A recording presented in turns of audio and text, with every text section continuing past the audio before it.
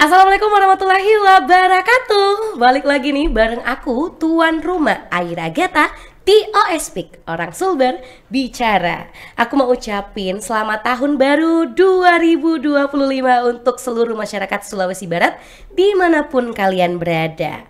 Wah, udah nggak kerasa ya, udah tahun 2025. Goodbye tahun 2024. Ya, karena tahun 2025 ini kita kedatangan tamu spesial, di mana salah satu penulis dan mungkin usianya masih cukup muda yang ada di Sulawesi Barat. Dengan tema hari ini, resolusi tahun 2025. Kalau begitu, kita langsung kenalan aja nih. Halo kakak. Halo Kak Aira. Ya, betul sekali. Kakak Fikram Ikra Pradana. Siap. Seorang penulis. Iya, penulis. Benar tidak? Iya, betul. Oh, benar. Apa kabar? Alhamdulillah, kabar baik, sehat, bahagia. Ya, penting. Sehat, bahagia. Baik, bahagia. Betul sekali. Itu Itu yang penting. terakhir itu penting sekali. Kan udah tahun 2025 Iya, nih kan. iya, 2024 kemarin udah goodbye, masalah-masalah ataupun kesedihan, kita buka lembaran baru di tahun 2025 nih. Iya, wajib itu Kak. Ya. Terus bahagia. Kakak Fikram ini, Fikram ya, dipanggilnya Fikram. Iya, betul Kak. Kak Fikram mau tahu dong sehari-harinya itu apa sih? Aktivitas hari-hari bekerja seperti manusia pada umumnya. Iya, iya. Senin sampai Jumat. Iya. Kerja di salah satu perbankan dan di sela-sela ya waktu libur bersama keluarga tentu saja. Kemudian aktif juga di membangun komunitas yang saya bangun, namanya Mana Brain Institute. Kita aktif menjalin kolaborasi dengan beberapa organisasi pemuda, organisasi yang ada di Mamuju, organisasi komunitas dan lain-lain. Itu melibatkan anak muda Gen Z Anak ya? muda, betul. Kami menyasar milenial dan Gen Z. Iya, betul. Karena tentu saja 2045 ini kan Indonesia emas ya. Iya, Indonesia Dan Emas. yang menjadi pemimpin adalah mereka-mereka. Iya. Jadi persiapannya sedini mungkin.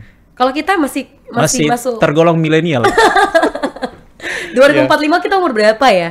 45, wah, Wah, mungkin kayaknya. sekitar 40-an ya. Iya, 40. Nah, Sekitar 40-an lah. Itu mengapa kakak Fikram ini membangun komunikasi yang baik kepada seluruh remaja-remaja yang ada Betul, di Kak. Sulawesi Barat, khusus Mamuju ya.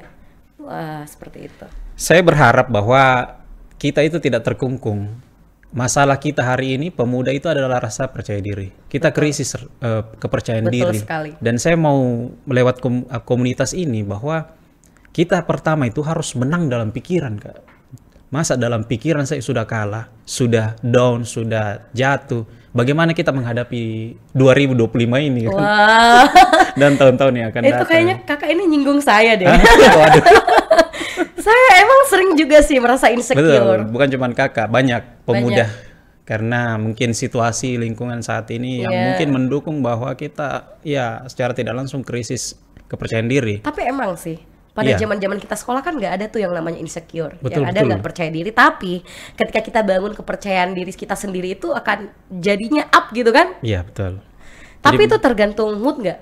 Salah satunya juga iya, tapi kalau misalnya kita bawa ke arah netral dalam artian ya hidup lah kan. Emosi itu kan bumbu-bumbu. Iya. Kalau kita berbicara tentang hidup ya harus bergerak. Terlepas apa yang kita rasakan kan kayak gitu. Iya. Kalau kita bawa ke normal bahwa emosi itu atau mood itu adalah hal yang wajar saja, itu wajar terjadi dalam kondisi apapun, mau marah, mau sedih, mau bahagia, ya kalau kita mau maju ya maju. Iya betul. Terlepas kita sedih, marah, maju, pokoknya maju. Nah, kalau berbicara tentang rasa percaya diri ini Kak yang sangat krisis hari ini, itu kalau kita dalami itu ternyata salah satunya mungkin dari parenting, orang tua, Orang tua. pola asuh. Pola asuh benar. Kemudian lingkungan. Lingkungan ini bukan hanya sekedar lingkungan pertemanan, tapi lebih kecil dulu lingkup keluarga. Sepupu, keluarga internal terdalam, kemudian lingkungan sekitar, lingkungan sekolah. Itu juga penting sekali. Terus ditunjang lagi sama media sosial. Kalau betul-betul kita tidak memiliki mindset atau cara berpikir yang baik, wah, atau misalnya tidak, saya katakan tadi tidak menang dalam pikiran, wah sudah dihajar tuh sama keadaan. Iya. Membanding-bandingkan dengan orang lain. Iya. Sudah sukses duluan, kenapa Iya, saya iya. di sini Betul, terus betul, kan? betul. Maka kita harus punya pikiran agar tidak berada di titik yang sama. Wah, agar tidak berada di titik yang sama. Ini kan udah tahun 2025 nih. Betul. Yang tahun-tahun sebelumnya goodbye aja, Goodbye. biar dijadiin pelajaran lagi. Betul. Ya, itulah keseharian Kak Fikram Betul, ini Kak. ya. Selain menjadi seorang aktivis bagi pemuda-pemudi Sulawesi Barat, ada lagi nggak aktivitas lainnya? Selain bekerja nih, Senin sampai Sabtu. Senin sampai Jumat. Ya. Ada nggak lain?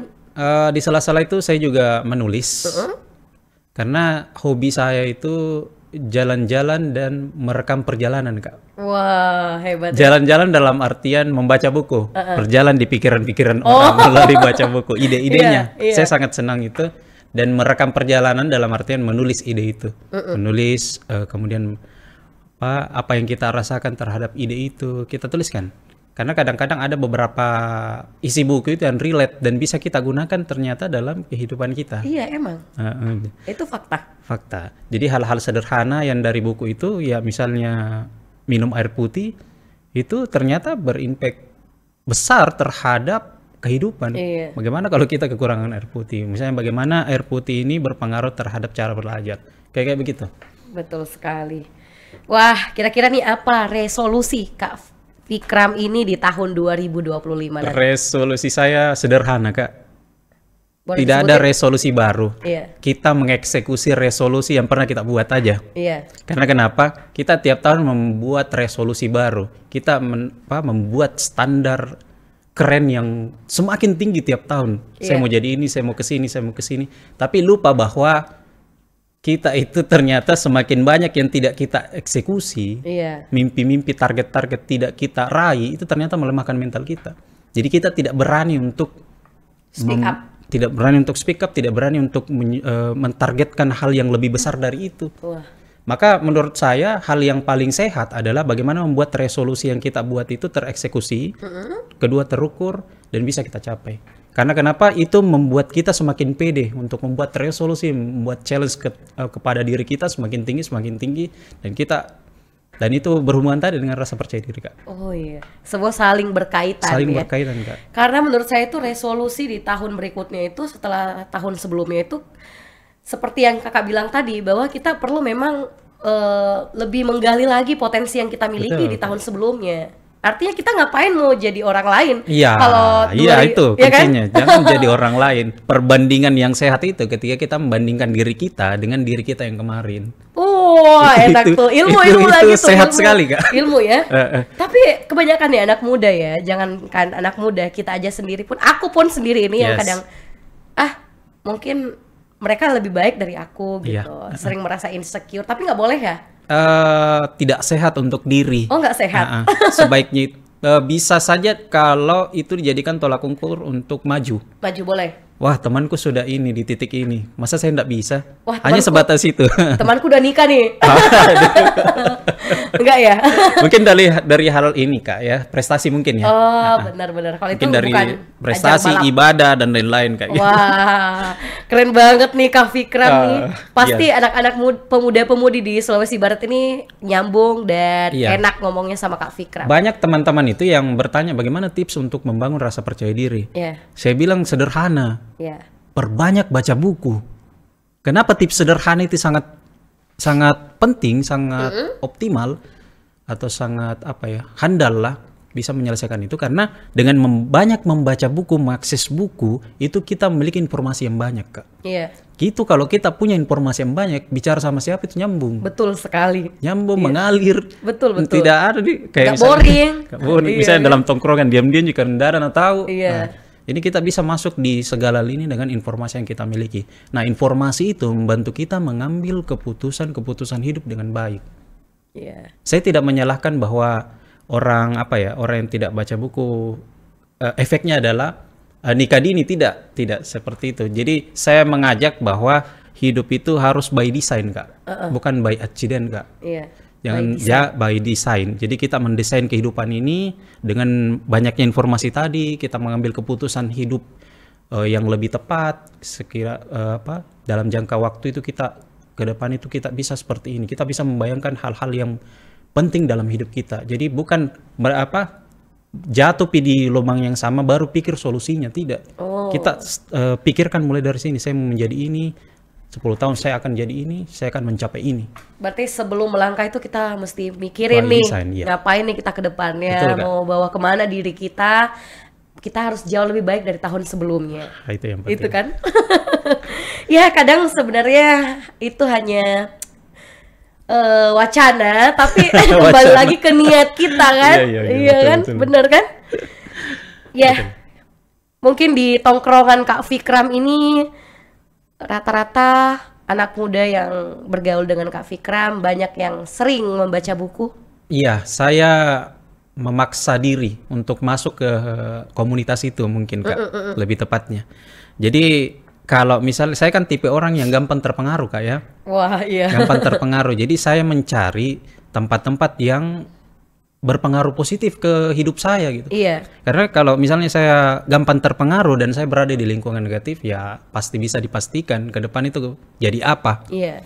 Maka saya membatasi diri dan memaksakan diri untuk masuk ke lingkungan-lingkungan yang baik. Wah. Termasuk media sosial Kak. Misalnya ada influencer, ada selebgram yang tidak menumbuhkan pikiran saya unfollow. Ngapain gitu ada dalam beranda sosmed sama saya. Dong. Sama kayak harus kayak sama, gitu. Kayak saya gitu.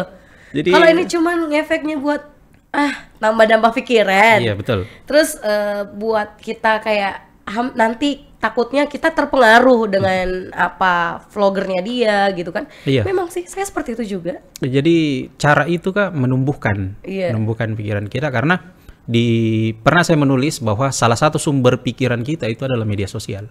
Media sosial. Itu yang membangun cara berpikir kita. Bayangkan kalau itu hanya permainan atau hiburan. Iya. Tidak ada edukasi. Betul. Mungkin dalam tanda kutip ya. Iya, betul. Kita habiskan waktu kita untuk hal-hal hiburan saja.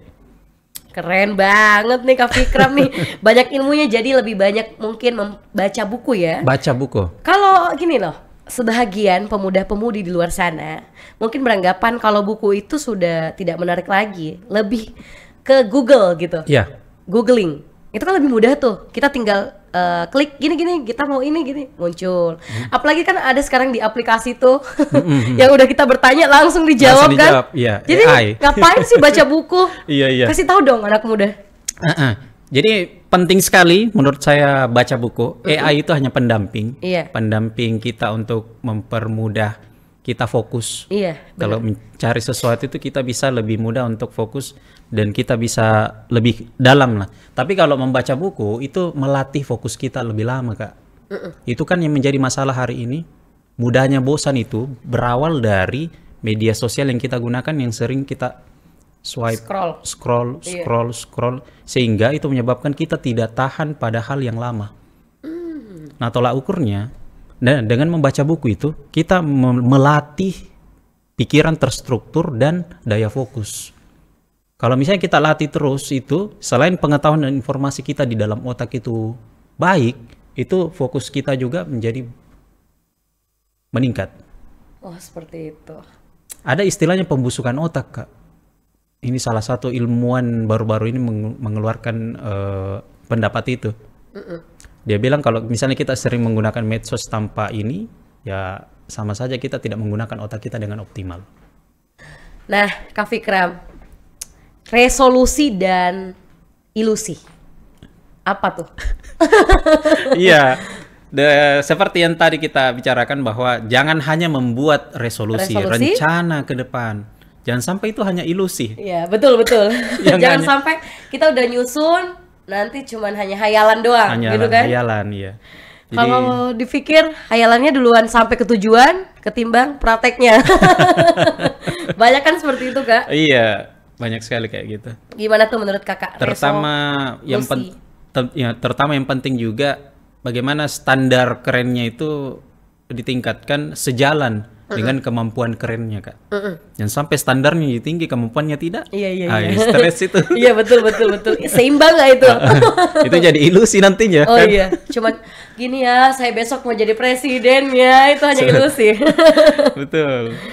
Wah keren banget. Tapi kira-kira ketika Kak Fikram ini bergaul dengan pemuda-pemudi yang ada di Mamuju, untuk menghilangkan lingkungan toksiknya mereka, ada nggak tipsnya? Betul. Saya itu berusaha masuk ya. Kalau misalnya saya kan tidak banyak bertemu dengan teman-teman, Iya. tapi sedini mungkin atau semaksimal mungkin ketika saya bertemu dengan orang itu pembicaraan yang saya bangun itu semaksimal mungkin harus membangun. Harus membangun. Harus membangun, harus menumbuhkan pikirannya. Iya. Dalam artian misalnya kita bicara-bicara begini, saya masuki dulu, saya amati, oh ini orang, saya luaskan dulu bicara, oh iya, oh mungkin saya ukur, oh cara berpikirnya seperti ini. Kemudian saya berkisah begitu. Iya. Ada mungkin begini, saya pernah dengar seperti itu, bahwa begini. Nah ternyata cara-cara itu merubah cara pandangnya terhadap sesuatu itu atau masalah yang dia pikirkan. Kayak begitu, hal-hal sederhana itu ternyata bisa merubah. Sesederhana saya kemarin dengan teman itu di mobil, saya bilang bahwa kita itu yang pentingnya sehat itu adalah bagaimana kita membandingkan diri kita sekarang dengan diri kita yang lalu. Langsung dia bilang begini, masuk sekali di pikiranku itu Kak. Iya. Langsung masuk sekali. Jadi hal-hal sederhana itu, komunikasi yang kita jalan itu sebisa mungkin itu menumbuhkan, bukan malah mematikan. Betul. Jadi caranya membandingkan yang dulu, jadikan pelajaran Iya. buat yang sekarang, Betul, seperti Kak. itu. Ya, itu cara kakak Fikra menjauhkan mereka dari lingkungan toksik. Iya betul, masuknya secara personal. Tidak bisa kita ubah sebenarnya orang. Tidak bisa. Tidak bisa kita ubah. Dalam artian kita membuat orang ini mulai berpikir agar dia merubah dirinya sendiri. Iya, seperti itu ya. Iya. Apakah ada tantangan tersendiri Kak Fikram ini mengubah mindset pikiran anak muda di kalangan lingkungan, Kak Fikram? Tantangan tentu saja banyak ya. Dalam artian saya berharap bahwa kita di Mamuju ini, Sulawesi Barat ini memiliki mindset yang bertumbuh ya. Bertumbuh. Tapi tantangannya mungkin dari habits dan kebiasaan. Nah tentu saja salah satu langkah yang kita bisa gaungkan adalah bagaimana bisa membaca buku. Kembali ke situ, membaca buku. Tidak sebenarnya harus membaca buku. Nonton podcast dalam durasi yang lebih lama juga itu juga membangun. Benar. Membangun, karena itu membangun daya fokus kita juga. Karena banyak sekali ilmu-ilmu ternyata. Karena kan orang-orang ini beda, ada visualisasi, audiotori. Audiotori itu orang yang mendengarkan. lebih mudah memahami sesuatu dengan mendengarkan. Tidak disalahkan juga. Tapi pada intinya itu mindset berubah dan daya fokus itu meningkat. Seperti itu ya. Tantangannya ya. Jadi kan banyak juga gamers ya terserah, itu kan hidup adalah pilihan, tapi bagaimana kita meracuni pikiran-pikirannya ini agar bisa lebih baik lah. Kalau bisa kita ada di masa penerimaan mahasiswa baru itu, kita masuk di situ. Di kader gitu. Di kadernya, di masa orientasinya itu kita betul-betul tanamkan, perlihatkan bagaimana sih mindset yang bertumbuh itu sebenarnya. Kayak gitu. Ada tantangan tersendiri nggak sih Kak? Tantangan ya paling cibiran ya biasalah. Ngapain seperti itu? Lebih penting cari uang ya, bukan seperti itu. Saya juga cari uang. Tapi kan di waktu yang lain saya punya waktu di lain waktu saya ya inilah cara saya untuk menemukan passion, menjalani passion. Bahwa saya suka melihat orang lain itu bertumbuh Kak. Iya, betul. Maju, bertumbuh, apalagi itu berkaitan dengan daerah. Jadi saya semangat sekali melihat misalnya dari daerahku Mamuju, Sulawesi Barat ada pemuda yang maju, ada pemuda yang dapat prestasi lagi. Saya senang sekali. Tapi melihat remaja-remaja di lingkungan Kak Fikram ini berpeluang nggak sih untuk lebih ngikut dalam hal-hal positif? Mungkin kalau lihat fenomena minat belajar itu kurang. Saya lihat minat belajar di kita itu kurang. Dalam artian, kalau misalnya kita melakukan kegiatan-kegiatan itu, sedikit yang hadir. Kalau tidak ada uangnya. Iya, itu kan seminar-seminar biasa banyak yang hadiri karena ada uangnya. Ada jinasi dosnya. Padahal kan semangat belajar itu tidak seperti itu. Tidak ditentukan itu. Karena kita mau mengupgrade diri kita. Gimana kita dapat ilmu dari kegiatan tersebut. Ilmu. Kita lihat beberapa ulama-ulama di zaman dahulu bahwa mereka itu dan beberapa ilmuwan itu dia keliling bahkan mencari guru Kak. Keliling dunia untuk mencari guru, cari ilmu. Itu kenapa tidak kita adopsi sekarang? Adanya lagi internet. Sehingga sisa kita klik, kita dapat, tapi enggak mau. Tapi kan di internet itu nggak semua yang ada di isi buku ada di dalam situ. Betul Kak. Ada namanya segitiga informasi, piramida informasi. Iya, iya. Yang paling banyak di internet itu adalah data. Data. Yang ke atas lebih sedikit, di atasnya sedikit itu informasi. Data, informasi. Kemudian pengetahuan, paling tinggi adalah kebijaksanaan. Jadi memang itu di internet itu campur baur Kak. Iya. Tapi yang paling banyak itu adalah porsi data. Informasi, pengetahuan, dan kebijaksanaan. Selain daripada itu, Maka menfilter hal-hal yang penting untuk kita yang masuk ke dalam media sosial kita yang kita cari itu menjadi kekuatan kita yang baru. Jadi orang yang pintar sekarang bukan yang memiliki banyak informasi, tidak. Karena bisa memiliki akses. Iya, betul. Apapun bisa kita akses. Yang pintar sekarang yang kuat adalah bagaimana orang tersebut mampu memfilter informasi yang penting bagi dia. Hal-hal yang penting nih. iya. Jadi orang yang pandai memfilter informasi yang penting, nah itu nih orang yang kuat. Wah, tapi gini, Kak Fikra memilih menjadi penulis ada alasan tersendiri nggak? Saya punya keresahan Kak. Keresahan dalam arti kata?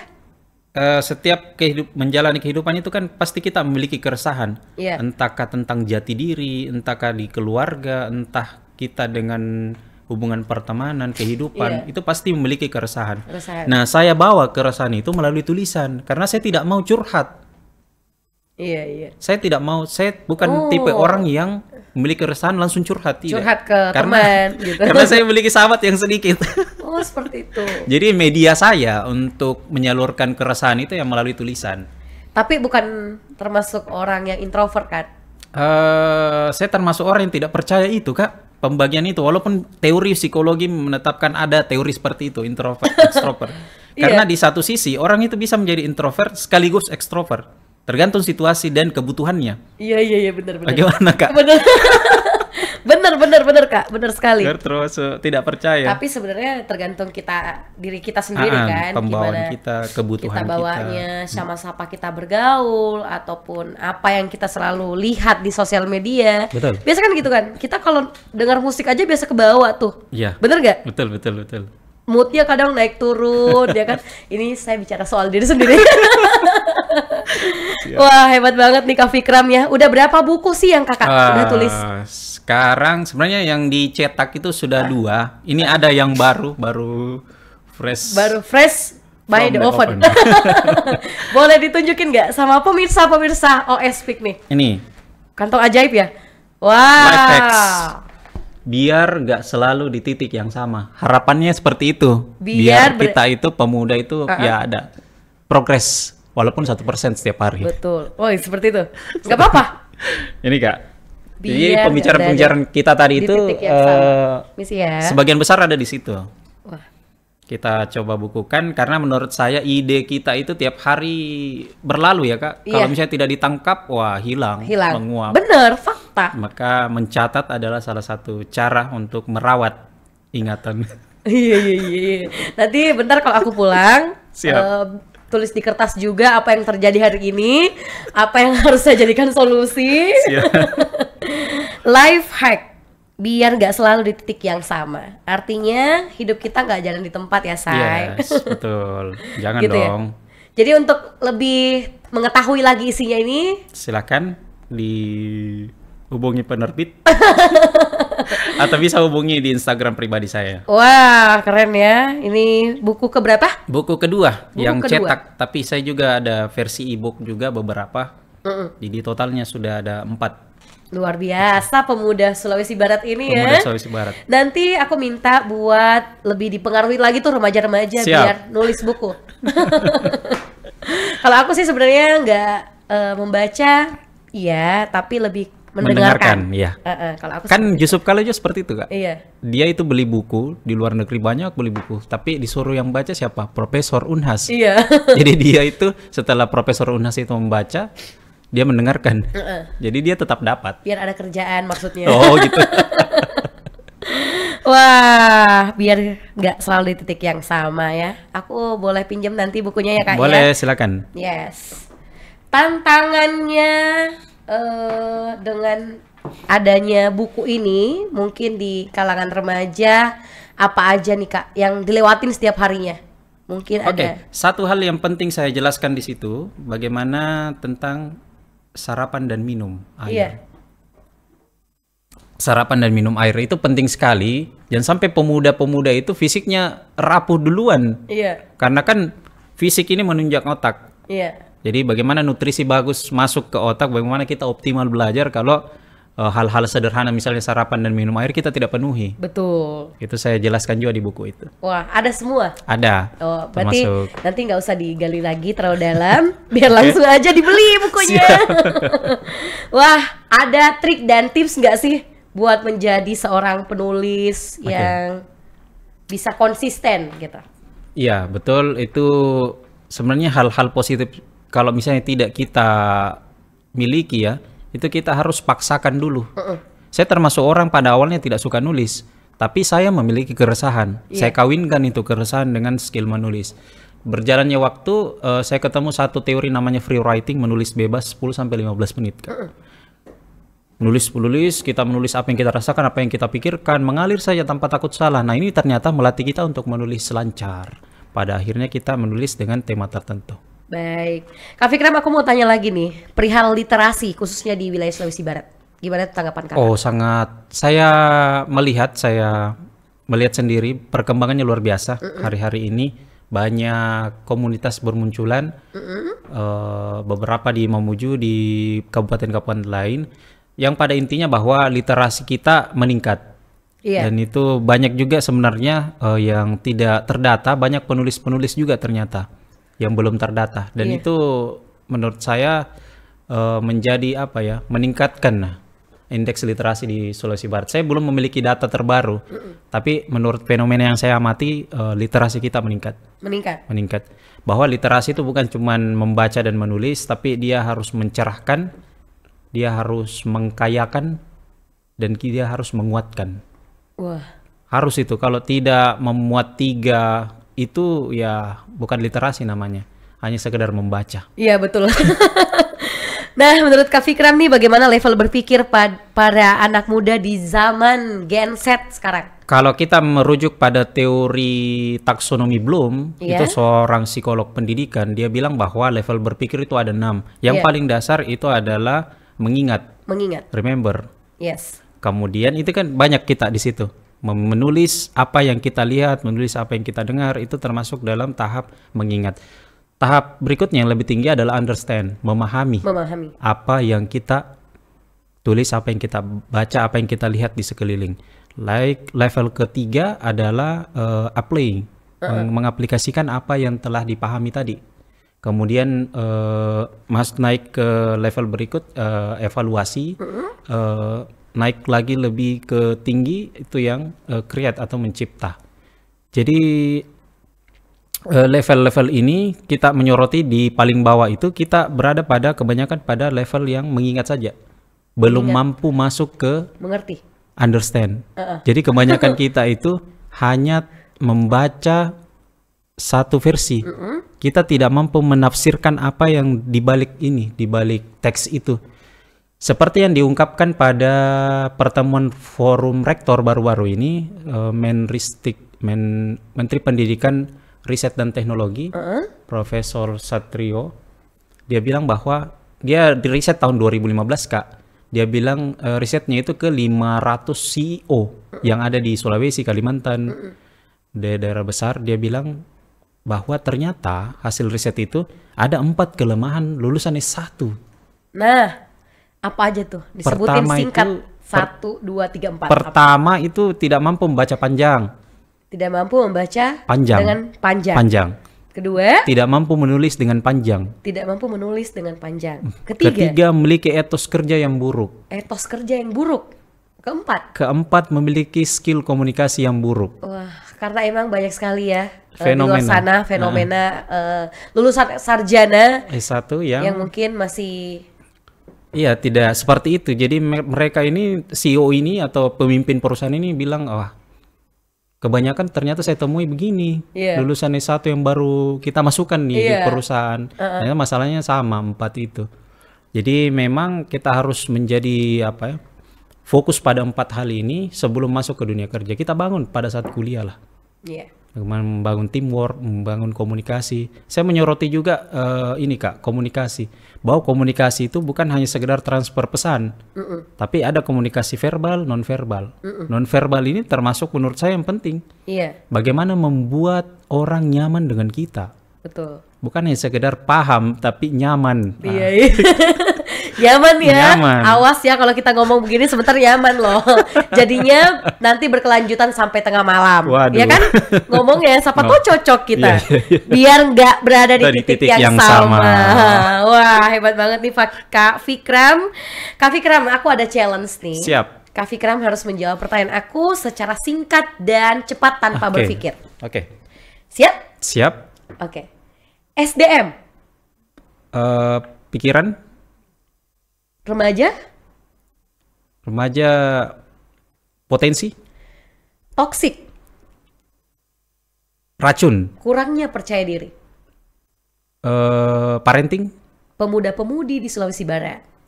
bertumbuh.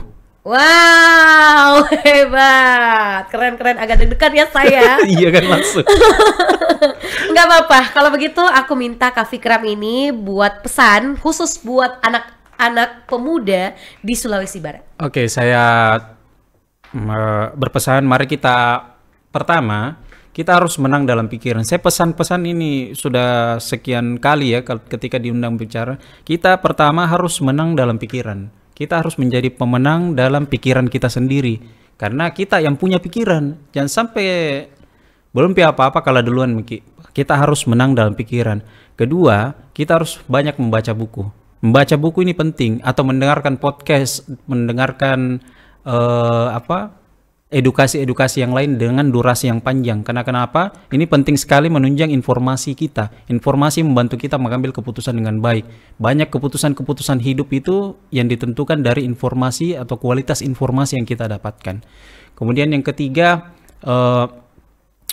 mari kita membiasakan cara berpikir yang tidak dikotomi, bahwa berpikir itu ketika kita dihadapkan pada pilihan bukan hanya tentang hitam putih, ada alternatif pikiran lain, sehingga kita tidak mudah itu berkelahi. Ketika kita berbeda pilihan, kita bisa mengambil atau bisa bersikap netral ketika ada alternatif pilihan lain. Saya kira itu Kak.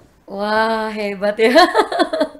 Itu sebenarnya pesan buat diri kita sendiri. Termasuk ke diri saya sendiri juga. Dengan lingkungan-lingkungan yang ada di sekitar kita. Wah, Kak Fikram, gak Thank terasa you. nih. Wow. Kita udah ngobrol panjang dan tentunya bermakna banget nih buat pemuda-pemudi se-Sulawesi Barat ya. Alhamdulillah. Wah, gimana pemirsa OSPIK dimanapun kalian berada? Gak kerasa udah setengah jam kita menemani kalian berada di OSPIK, Orang Sulbar Bicara. Terima kasih banyak karena kalian udah menyaksikan program kami ini, dan kami berjanji akan menghadirkan narasumber-narasumber yang akan speak up di OSPIK. Kalau begitu saya Aira Gata pamit undur diri. Terima kasih dan sampai jumpa.